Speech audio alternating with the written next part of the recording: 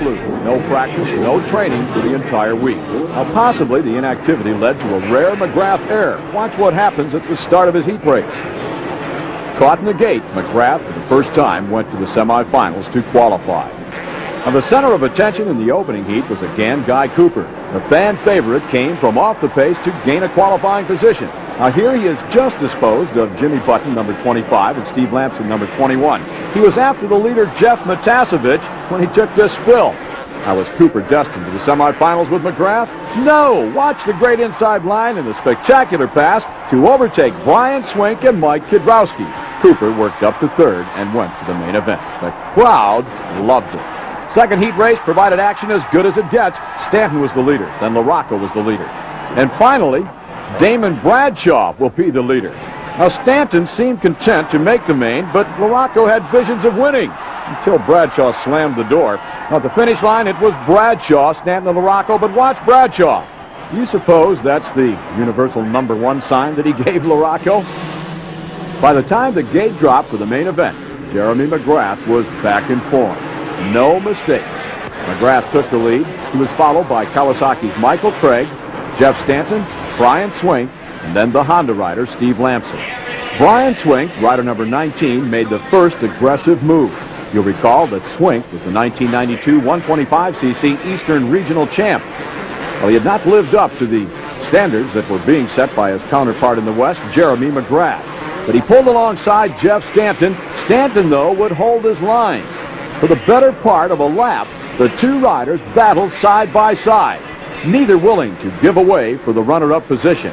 It would be off the finish line jump that Brian Swink would finally pull away. Now, once clear of Stanton, Swink quickly caught Michael Craig. Coming out of the Stanton battle, Swink was full of momentum and confidence. Craig was no match for the former 125 Eastern champ. At this point, the running order was Jeremy Mcgrath, Brian Swink, and Michael Craig, but watch the upcoming Michael Craig bobble. There it is. Jeff Stanton had no problem sweeping by Craig to take over the number 3 position. He did, however, have trouble holding it. On lap number 10, Damon Bradshaw, who was 8th after the first lap, pulled alongside Stanton, then completed the pass. Now, it appeared at that point that Bradshaw was on the way. He was definitely catching Swink, who was in second place, and Mcgrath, who was out front. Behind Bradshaw, Mike LaRocco moved to the rear wheel of Stanton.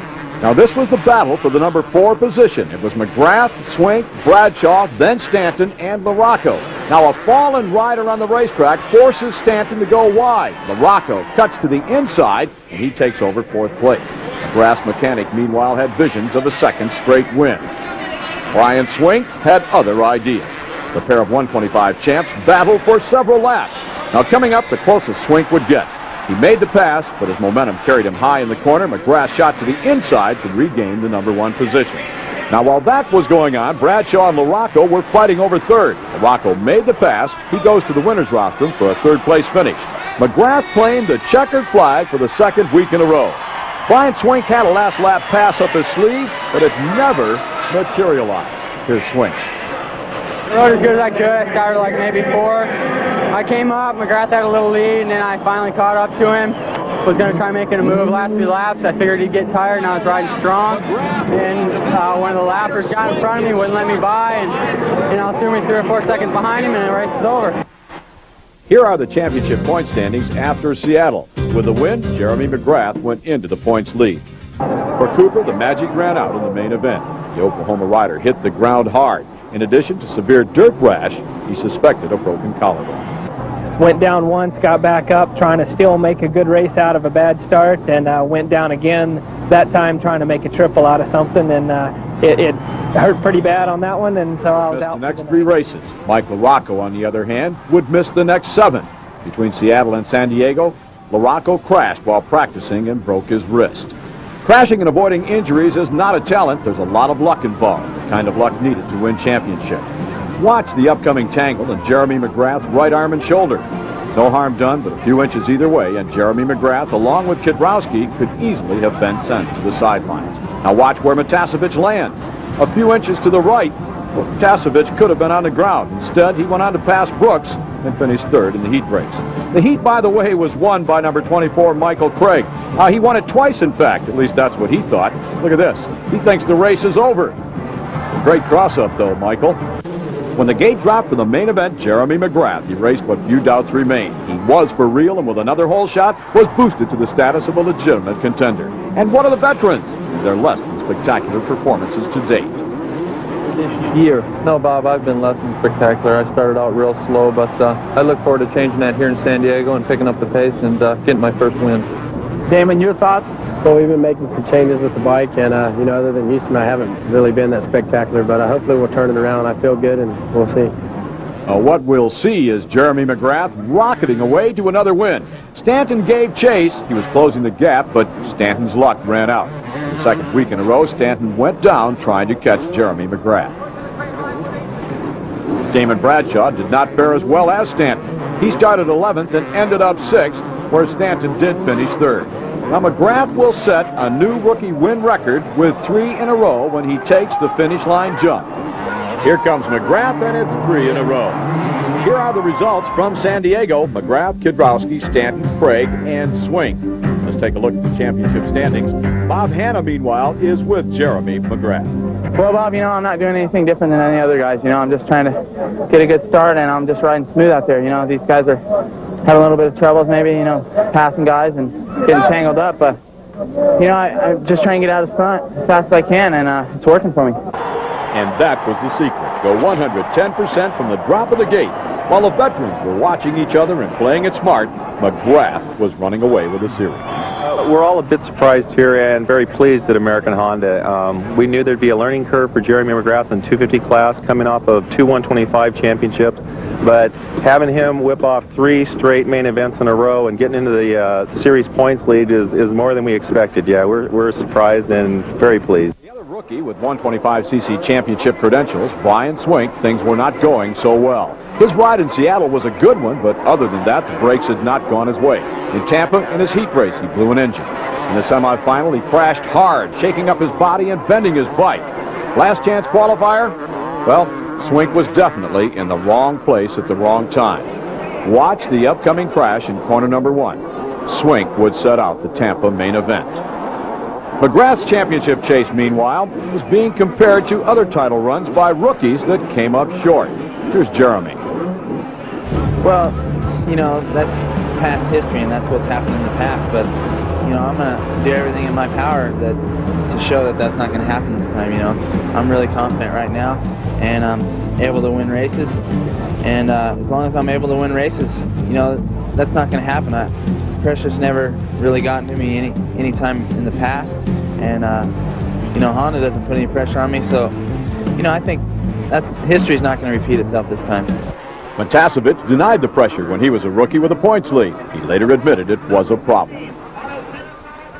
Well, in the earlier races, I was just out there having fun, and I was in the points lead up until I think the last 4 events of the Supercross series. Mcgrath's out there, he's having fun, and he's winning races, and the pressure definitely got to me. Damon admitted last year it got to him, and if Mcgrath can keep the pressure aside and just go out there and ride and have fun, maybe he can come home with a championship. Bradshaw agrees. He set the rookie win record with 5 victories, but no title.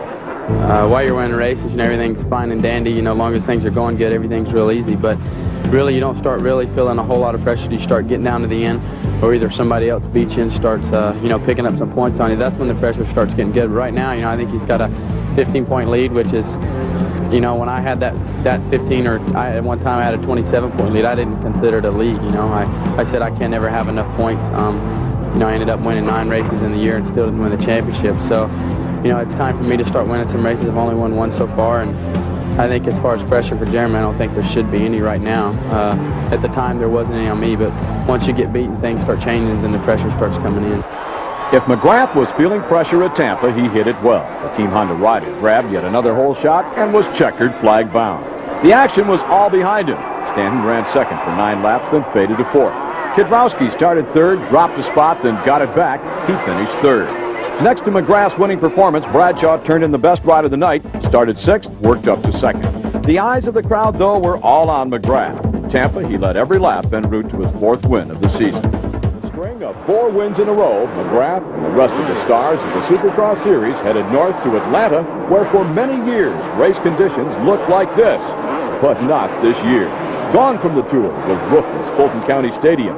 In its place, the all-new Georgia Dome. Art Ekman took advantage of the ideal conditions to spend a little time with Jeremy and his mechanic, Skip Norfolk. At the beginning of the season, the press didn't even get a chance to misquote you. They weren't around you. Now everybody wants a piece of you. The press, the fans, the promoters, and of course the riders that are competing against you. Yeah, it just seems like everybody wants a little something right now. You know, the riders, they want to beat me because I've been winning these last races. But, you know, that's what I'm here for, you know. Right now I'm the mark to be beat. And, you know, I'm just trying to do the best I can to stay on top. And, Skip, as the wins mount up, do you think more and more and worry more about the bike? I don't want to call it worrying, but I do find myself going to tighten a bolt and going, hey, wait a minute, you just tightened that bolt. Get your head back on. But if I have the time, I'm going to check those things 2, 3, 4 times, whatever time allows me. Has Jeremy changed much? I know, like, he didn't win a heat race with the brand-new helmet, and then he put it away, and we haven't seen it since. The old helmet's on his head. No, it's sitting on a shelf back home looking pretty. It didn't work. That was the change. Went back to what was working, and we won 4 races now in a row. And it goes back to the old saying, if it ain't broke, don't fix it. Well, in the Georgia Dome, the streak came to an end. When the field rounded the first corner, McGrath was mid-pack. Jeremy later said, I just tensed up. Tonight, I didn't have it. Actually, I'm glad it's over. Now I can get back to racing. I can concentrate on the championship and matters at hand. Toward the front of the pack, there was a lot of racing going on. Michael Craig was the leader. He had the whole shot. Running into number 2 position was Mike Kidrowski. This is the battle for 3rd and 4th between Stanton and Damon Bradshaw, who was running in the number 3 slot. Bradshaw drew alongside Mike Kidrowski, got a good line on the inside part of the racetrack around a left hairpin turn, and like that, Bradshaw was running in the number 2 position. The Atlanta race was paramount for the 3 riders running 2nd, 3rd, and 4th. Bradshaw in the standings was 18 points behind McGrath. Kidrowski was 19 points down, and Stanton 22 points back. It was time for the veterans to strut their stuff. Those 3 riders needed the points if they were to make a run at the championship, and it was close to the halfway mark of the season. You'll recall the strategy of the veterans. You have to finish throughout the first half of the season and finish consistently. You get as many points as possible in every race. Then, in the latter part of the season, when it boiled down to 2, maybe 3 riders, then you let it hang out. Then you go for broke. The veteran strategy had not worked to date. Jeremy McGrath was running away with the series, and they knew it. They knew they had made the mistakes in the early races, and it was time to come on strong. At the head end of the pack, Michael Craig was doing just that. The Kawasaki rider recorded a DNF at the opening round in Orlando, Florida. But since then, he had consistently placed in the top 10. Behind Craig, Jeff Stanton started to ride aggressively. He put that move on Mike Kidrowski and went to 3rd.